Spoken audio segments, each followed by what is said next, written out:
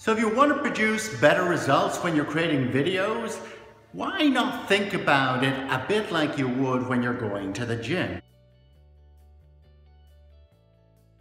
So when I turn up to the gym, I'm typically going to have one of these with me, which is basically something my personal trainer said, if you do this, you do that, and you do the other, you're going to produce a better outcome. And that's what you want to think about when you're creating your video. A little bit of pre-planning will absolutely get a better consequence. I'm going to share 4 specific things that you can do, a little bit of prep that will just produce a better result for your videos. You ready to go? So the first thing I do is I create a shot list of what am I going to shoot and in what sequence, and draw little visuals of it so I know exactly what happens and when. The second thing is I don't keep adjusting the zoom on my camera.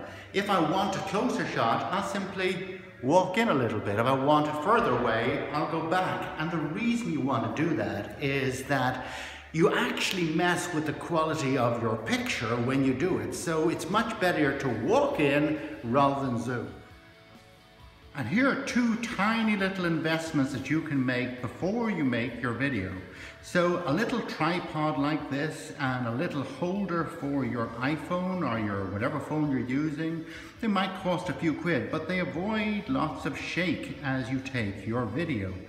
For a little bit of money, you can produce much better quality video. Last thing I want you to think about is what is going on in your framing of your videos. So if you are the subject or somebody else is the subject, where have you put them in that frame? Do you have enough headspace above that so if you're going to do a little bit of editing that it looks all right and you haven't lost half of your head in the process?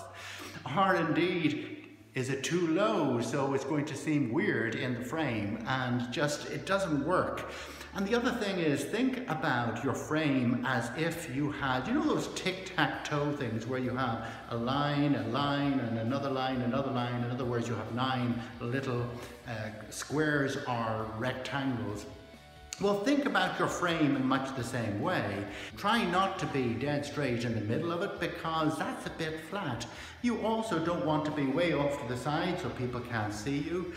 A good idea is to be kind of roughly where maybe one of the lines on the left, one of the lines on the right would be. Why? Because it's more interesting to the eye. It's called the rule of 3, the rule of thirds, and it really does work, folks. So a little bit of preparation and planning on your imagery, I promise a better result.